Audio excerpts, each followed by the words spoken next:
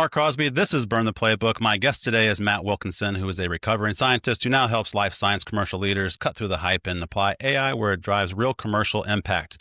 A former science and business journalist, he is the founder of Striven, a consultancy guiding commercial teams to adopt AI with clarity and speed. Matt is a visiting fellow at the Cranfield School of Management and serves on the board of the Association for Key Account Management. He speaks internationally on the future of AI in B2B marketing and sales. Welcome, Matt.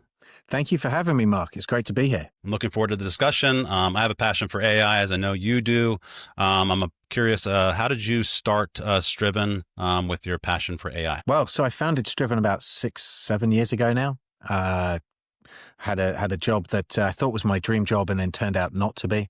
Founded Striven and really was working in sort of the sales and marketing arena. And then, of course, 3 years ago, ChatGPT was launched and changed everything. I guess it was about 6 months into sort of that ChatGPT hype cycle that I really realized exactly what AI could do. And when it went from being sort of a glorified spell checker and to being something that had real value.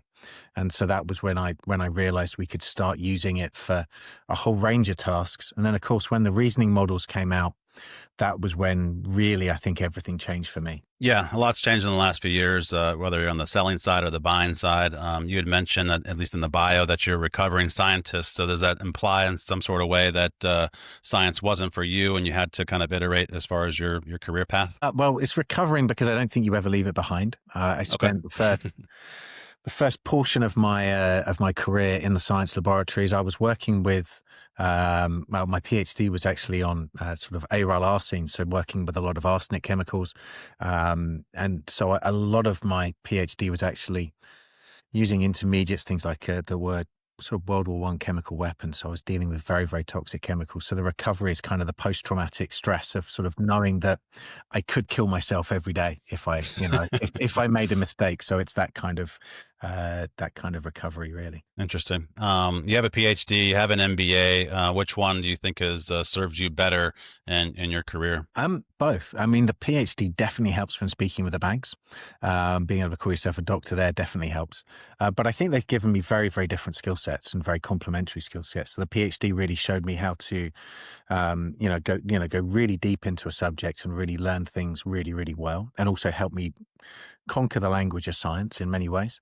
And then the MBA gave me that really broad understanding, both of business and economics, that I think then really helps you to better understand your place in the world and where you operate and where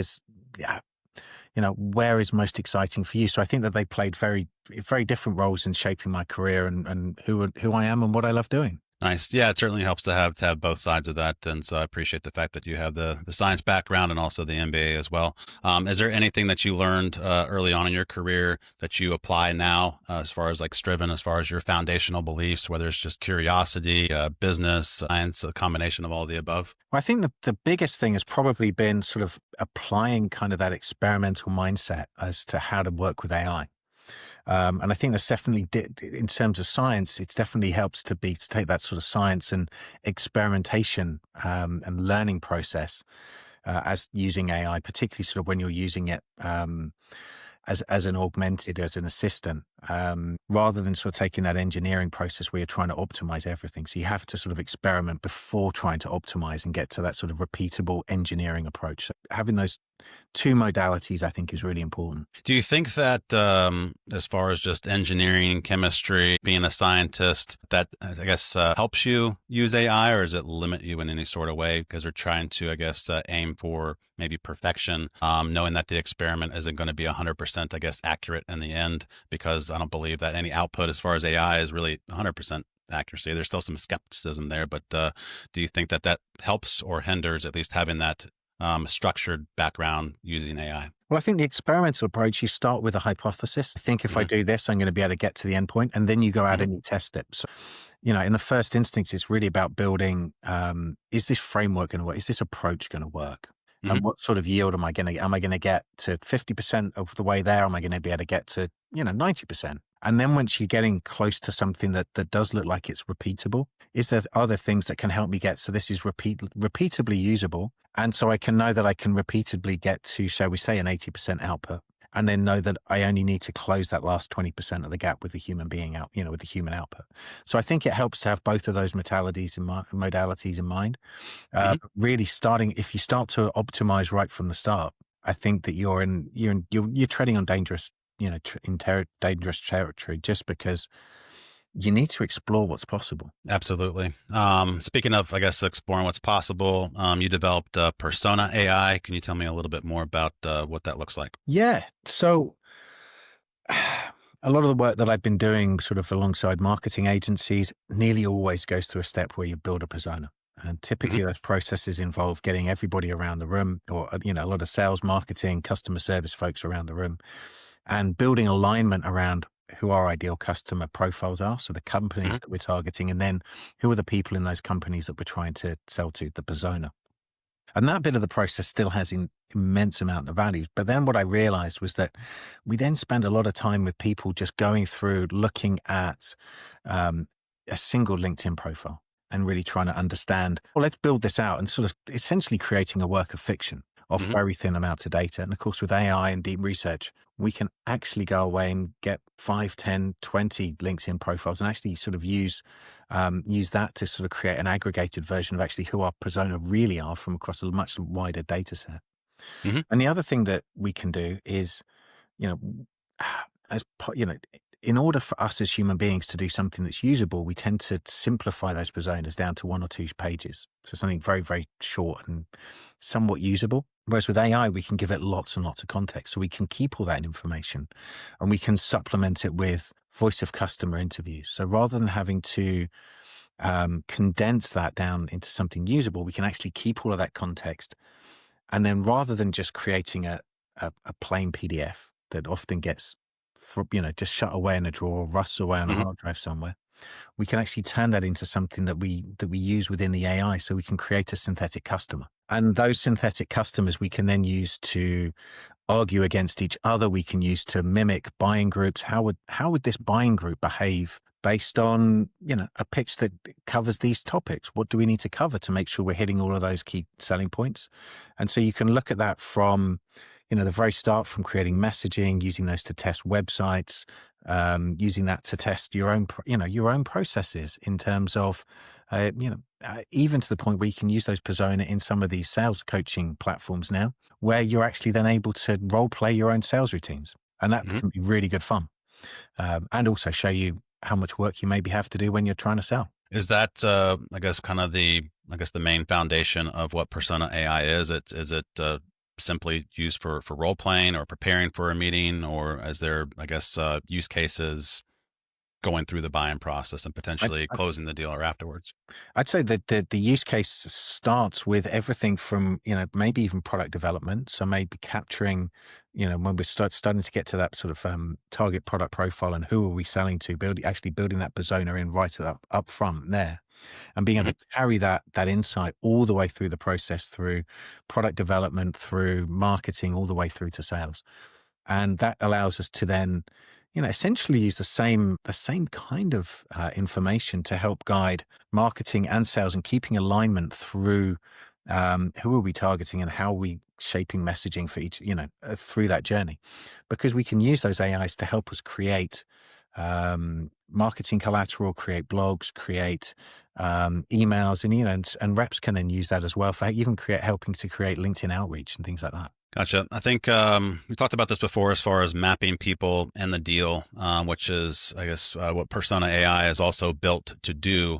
Do you use it, or have you used it as far as mapping internal people that are potentially involved in a deal? Because I think typically we look externally as far as who's the champion, who are the stakeholders, multi-threading.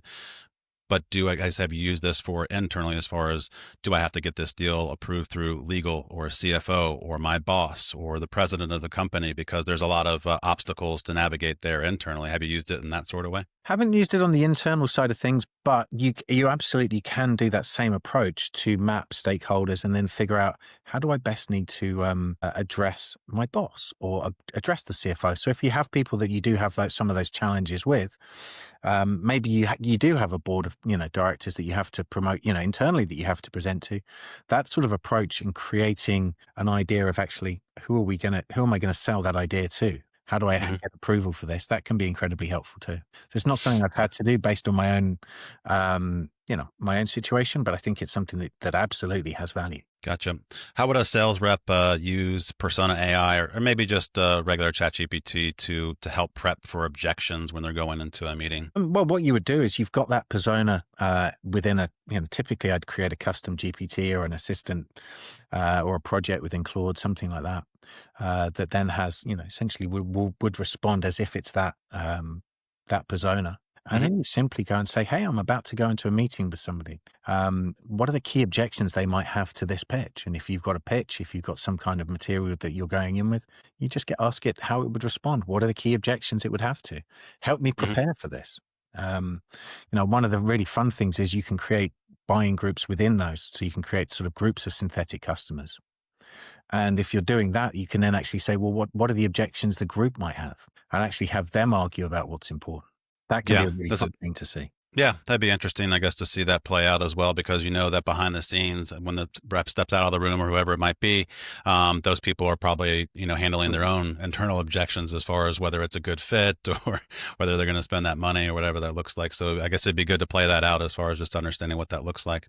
Um, you mentioned also in your bio that you're on the board for the Key Account Management Association. Can you tell me a little bit more about your work with that? Yes. So the Association for Key Account Management it's been, I think it's been around for like 11 years now. And its aim is to professionalize key account management. So a lot of Hmm. the work that I've done through sort of Cranfield University and the Center for Strategic Marketing and Sales there really has been around key account management and account-based marketing. And so I got involved through a couple of friends that had sort of had walked in both worlds. Hmm. And after doing bits of pieces of work alongside them, was invited to join the board about a year ago. So I've been involved now for about a year, and it's a great group of people, and we've got a lot of members from around the world and from a very wide range of different companies, which is really exciting to be able to see and sort of see the challenges that are consistent across organizations, and also how different sectors those challenges kind of present in different ways. How many of those discussions are based around AI and implementing AI these days? So a lot of the ones that I'm involved in are involved with that. Do seem to naturally migrate towards AI. Uh-huh. Maybe that's just me, but I think there's quite a few about, there's a lot of questions about how is AI changing our customer? And two, what is the role of the salesperson and the key account manager in this new world? Um, What do you? Sorry, go ahead. I was going to say, when you've got organizations like Walmart using chatbots as negotiators for their suppliers, all of a sudden, you start thinking, well, actually, what is the role? What are the things that we really have to keep? How do we make sure that we, as sales and commercial professionals, maintain our role versus losing it to a chatbot? Very true. What are some of the common, I guess, obstacles that a lot of companies face when they're trying to implement AI in a commercial setting? Well, I think that there's a few. I've done some bits of research, sort of looking at what those challenges are, and I think they're sector specific. But I Hmm. think that obviously, data readiness is one of them. Right. We've seen how even though Salesforce has been around for 26 years, it was founded in 1999.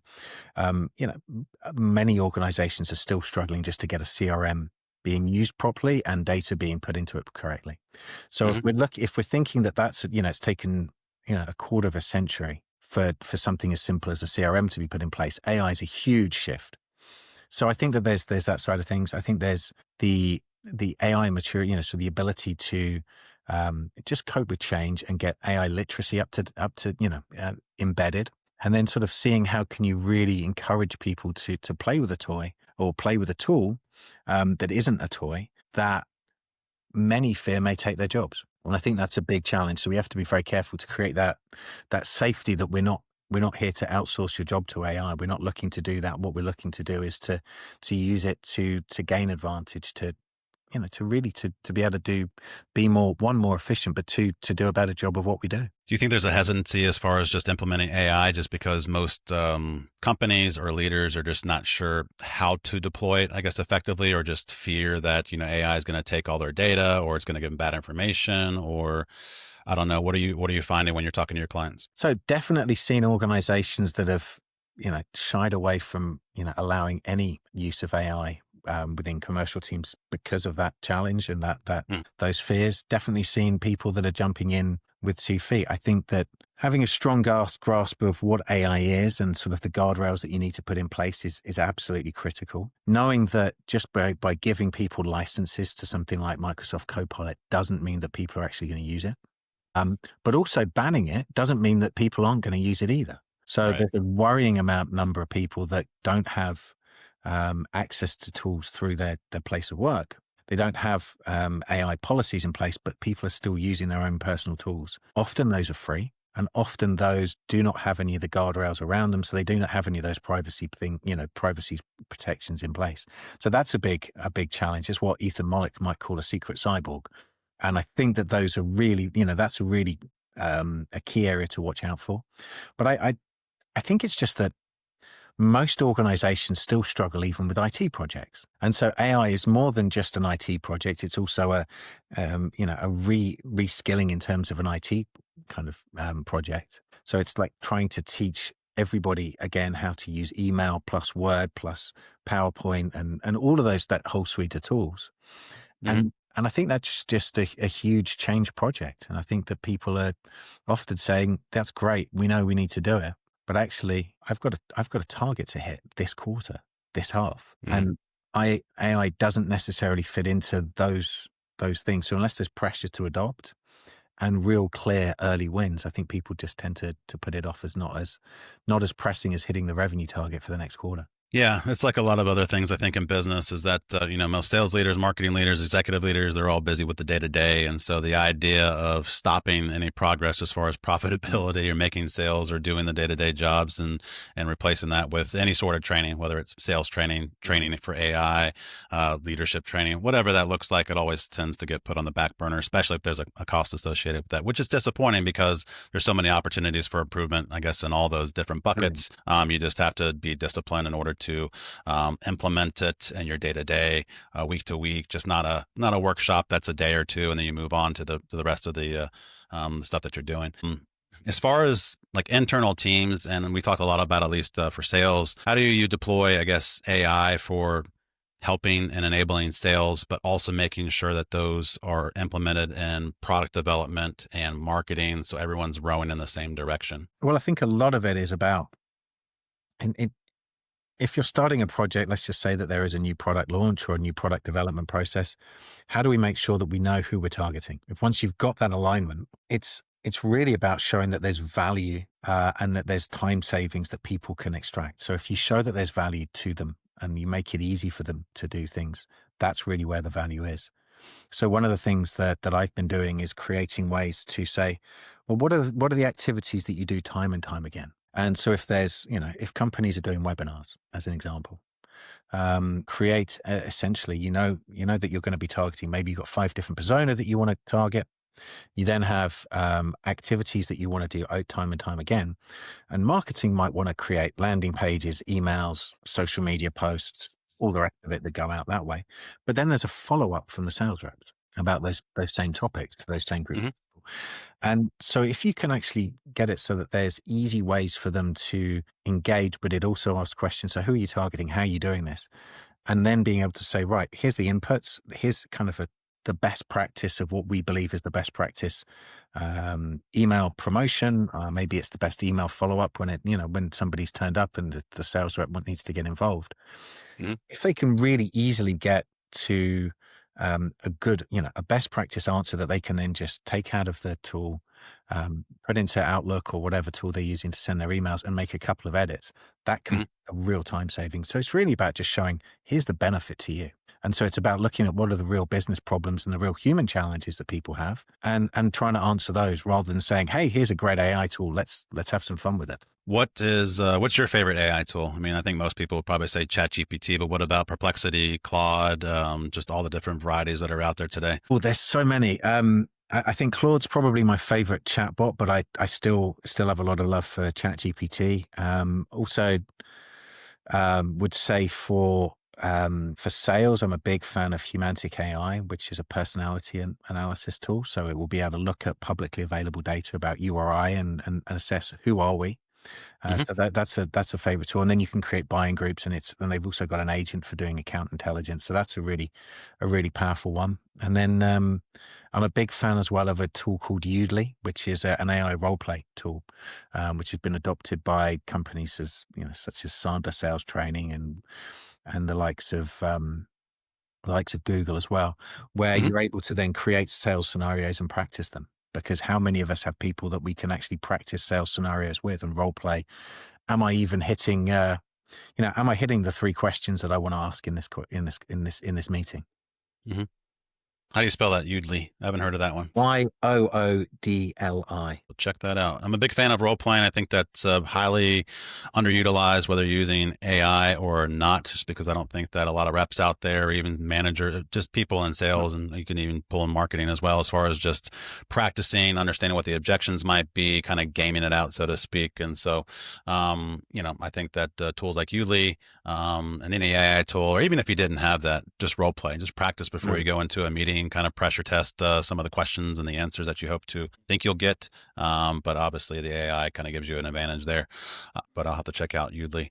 You spoke recently at SAMS, and I think you've done that throughout the year as well, as far as webinars and other speaking engagements. Recently in Boston, you had a presentation. I'm curious what you spoke about there, and also by being around these other leaders in the industry of life sciences, did you learn anything as far as what they're feeling as far as just the pressure for 2025 going into 2026? What did you learn? Yeah, so I mean, the talk was on buying group mastery and really how to use some of these tools that we just spoke about to map the buying, is to do some account intelligence, map the buying group. And then I gave a fun example of actually how I failed one of those role plays. So despite having all of that information to my, at my fingertips, I hadn't really absorbed it. And so then I went through a process of using Notebook LM, which is one of the Google tools, to actually dump all of that information in so that I could practice and create materials in different formats to be able to get better at the outputs, so that in the end I could pass and do a decent job in that sales in that sales scenario.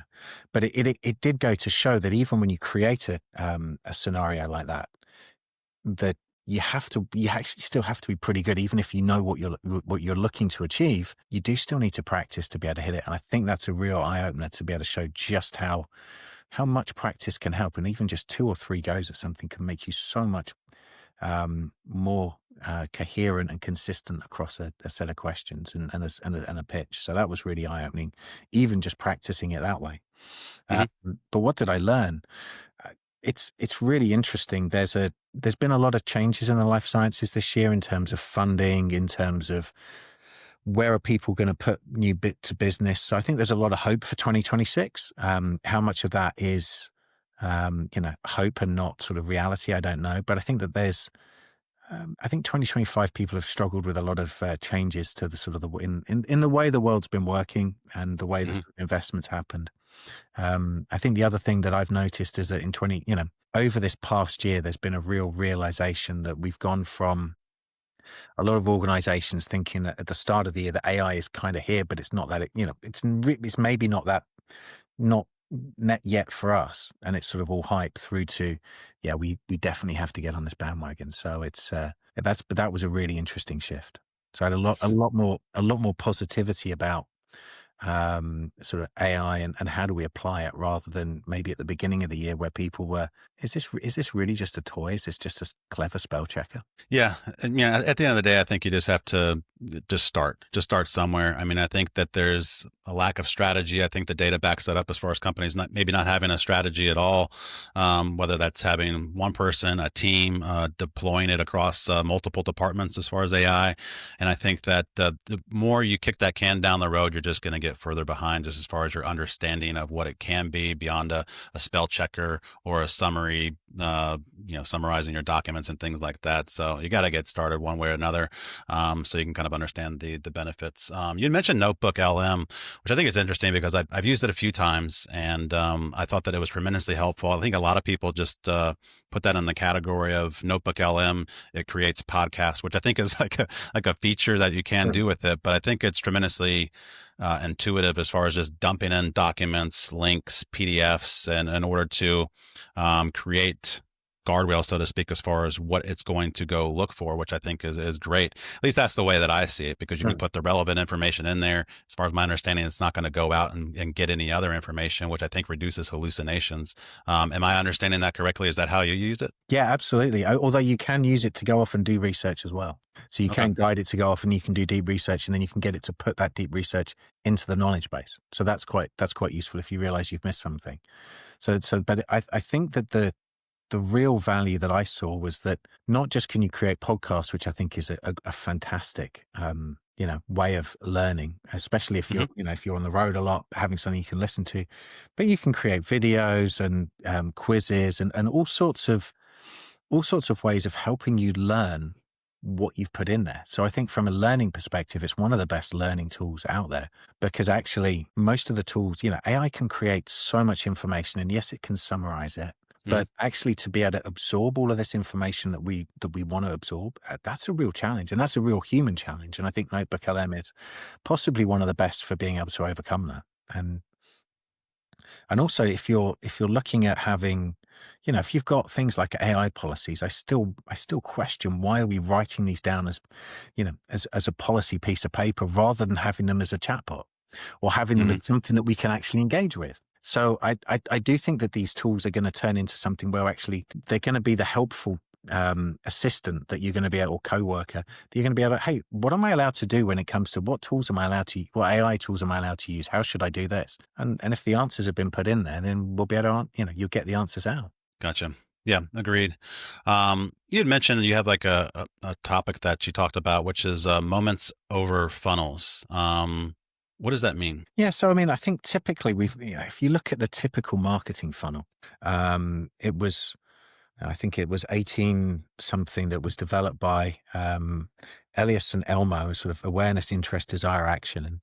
And it was really written about marketing copy, so advertising copy. And marketers have for years tried to fit this model of marketing copy to sort of how people actually engage. And so there's been years of people sort of looking at, well, actually, do customers really look at that? Google then came out with some work that they did alongside CEB, now part of Gartner, looking at sort of moments of truth and moments that matter. And more recently, it's clear that in terms of AI, we're seeing less and less of the engagement on our sites or on our platforms. And so it's really about trying to make sure that we're able to sort of map where actually are people, one, going to be talking about us or thinking about us, and two, now that a lot of those interactions are happening through AI, how do we make sure that we actually turn up in those moments that matter? Because we don't see the funnel until, we might never see a customer until they place an order through a chatbot, and they might actually place that order through the chatbot, especially now you can complete purchases through ChatGPT. Yeah, absolutely. I think the experience that you see, whether it's B2C or B2B, it's all kind of just all over the map, at least from my perspective, because some of those chatbots are good. Some of them, I think they stink. So it's just like anything else that's built by humans, there's going to be good versions and there's going to be bad versions of it. But yeah, it's certainly important, at least to understand some of the capabilities there. Let's pivot over to our Burn It or Build It segment. And what we do here, at least it's our rapid fire. I'll give you 10 topics. We're going to do a little bit of an iteration here as far as this goes. So instead of Burn It or Build It, I'm going to give you two options, and you just tell me to go with one or the other. Are you ready, Matt? Go for it. Number one, AI role should be a content creator or research assistant. Can I go with both for that? Because I love using it as a research assistant and then basing the information on what the research assistant's done, being able to then help guide content creation. Makes sense. As far as content creating, does that mean that the AI is doing all the content creating, or should there still be a human kind of massaging that a little bit? I always believe that there should always be a human in the loop for creating content. So guiding the structure. I still think that humans are the ultimate storytellers. So I think that the role of the storyteller in the age of AI is going to be increasingly important. We need to be able there to make sense, and the real sense, the human sense of things. So I think that we have to keep the human in the loop, but we can use the AI to help us get to a first draft. I like to use sort of analogy of, if I was trying to think of an idea, in the old world, I'd have to compose the piece of music. Then I'd have to learn to play all of the instruments, and then I'd have to go away and, be the conductor and the sound engineer and play all of those roles myself. Nowadays with AI, I can still be the composer. I can still work with, an assistant to help me compose something, but the composition is still best to be human. The words might actually be put on, the playing of the instruments might happen a lot with the AI, but then I want to still be the conductor, and I still want to be the sound engineer. I still want to make sure that it lands right. And so there's an emotional level of sense checking that I think has to be involved. Otherwise it's just, it's just AI slop. AI slop. Well said. Number 2, your company website, lead with the product or lead with the problem? Lead with the problem. Absolutely. Products, who cares? People don't want to buy a product. People want to solve a problem. Yes, I agree. Makes sense. Number 3, discovery calls, slide deck or an open conversation? Open conversation every time. You don't know what you're going to, if you go into that discovery call and all you're doing is talking about yourself, you might miss the opportunity that's right in front of you. Gotcha. Number 4, hiring. Is it better to hire an industry veteran who knows the industry or an outsider who might be more specialized, like in marketing? I think it's a mix of both. I think there's a need for both in teams. I think you do need to have industry expertise, but I think you also need to have domain expertise. And so sometimes, and it's very rare that you find both in a single person. Agreed. Number 5, gating content, gating white papers or ungating everything? Ungate everything these days. Back in the day, I would have said gate the high value pieces of content. These days, you've got to make everything available to the AI bots. Otherwise, you're just not going to be part of the conversation. Agreed. Still make sure that you've got some gated PDFs that are pretty and look nice, but you've got to make sure that same material is available freely on the website for the bots to scrape and for people to view. Good perspective there. Number 6, messaging. Should it be technically accurate or emotionally compelling? Both. You got to leave. Can it be both? People buy emotionally, but they justify rationally. And even in the most technical sales that I've ever seen and been involved with, people are still drawn to the brands that, they have huge brand affinities. And the more technical the sale, typically the more the brand makes a difference to actually how comfortable people feel about making those big decisions. So I think you have to have those emotions. You have to lead with the emotions, but then you have to provide all of the technical justifications so people can convince themselves that it's the right decision. Yeah, I guess it does have to be both. That's fine. Number 7, kind of along the same lines, and we talked about this a little bit as far as just speed for developing products. Do we wait for perfection or ship and iterate, kind of like a startup would? I would ship and iterate. I think certainly in the world of science, you get out there with a product that works, and then you figure out how people are using it. And so, you still need to make sure that you're getting the numbers that you say you're going to get, but you may not have the applications down 100% when you start. Agreed. I'm all about shipping and iterating too. Number 8, outreach. Should we perfect our script or work on deep research about our prospects? I would work on deep research about our prospects. I think the more we know about who we're speaking with, it makes far more difference to actually go in with a point of view than have a perfect script. Important. Yeah, definitely having a point of view is certainly helpful because that's what your buyers are looking for ultimately anyway, especially when they can probably, find a lot of information themselves. So what is your point of view? How are you going to help me? And what does that deep research mean for my business? Number 9, AI disclosures. So what this basically means is that, you develop images or things like that. And even on certain posts, people are, saying that this was AI generated or it has a logo saying it was AI generated. So the question is AI disclosures, should we label everything AI generated or do we keep it stealth and not tell anybody? So I think that's a really good question. When I generate imagery, I make it obvious that it's AI generated. And so hopefully I don't need to tell people on every image that it's AI generated, But I think that there's almost a point now where almost everything AI touches almost everything. Even if you're just using Grammarly for spell checker, there's an AI part of that. So I do think that if it's 100% human, there's almost probably a better to have a badge for that these days. Yeah, I think we just have to assume that it's There's AI touching a little bit of everything, everywhere, all the time these days. What's a bigger threat, AI hallucinations or simply boring generic content? I think AI hallucinations have been minimized a lot over the last year. So I'm going to say it's boring generic content. Yeah, definitely. You got to stand out there. You got to kind of like plant your flag. And I don't know. I think, yeah, like you said, I think AI hallucinations are getting better. At the end of the day, humans hallucinate too. So what's the difference? I mean, I think there's the difference between making up, scientific references, which the AI used to do sort of 2 or 3 years ago.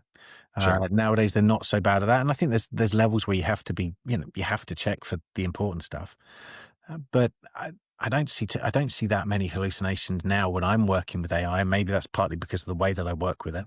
But I think that the boring is just, you just get ignored. And who wants to disappear into a sea of beige? Exactly. Well said. You get the final word today. If sales and marketing wanted to burn one habit and build a new one for 2026, what would it be? Oh, I think that would be short-term targets. I think we need to, certainly in terms of marketing, we need to be able to build branding. We need to be able to build brands and build custom experiences that last for the long term. So it's that short-term vision of, we've got to hit every single target. And I know that that's important and we've got to keep going. But, we can't, performance marketing, making sure that we're trying to eke out every single last bit of ROI in sort of a 2-month, 3-month window. That just doesn't happen. We've got to build for the long term. Otherwise, we're going to disappear in the long term. Absolutely. I like that. Where can people find Matt? And are you doing any speaking engagements in 2026? You can find me on LinkedIn, Matt Wilkinson. I think it's Matt.Wilkinson. I'm sure we can put that in the show notes. The website is www.striven.com, STRIVENN.com. And my first speaking engagement is in January, where I'm giving a webinar with Elrig, an organization that we did some market research with, walking around the exhibition floor, looking at sort of commercial challenges across, the exhibitors. So that was kind of fun. And so we're giving some hints and tips as to how people can get more out of their exhibitions. Very nice. We'll put that in the show notes too. Well, thank you, Matt, for joining us. Appreciate the time. Thank you very much, Mark. It's been great speaking with you. That's how you burn the playbook. If this conversation fired you up, don't let it end here. Subscribe wherever you get your podcast. Share this episode with someone who's tired of playing by the old rules. And if you're ready to challenge your own sales approach, let's connect. Find me on LinkedIn at Marc Crosby or head to digitalrebelsconsulting.com to see how we help B2B teams win differently. Until next week, keep burning what's not working and keep building what is.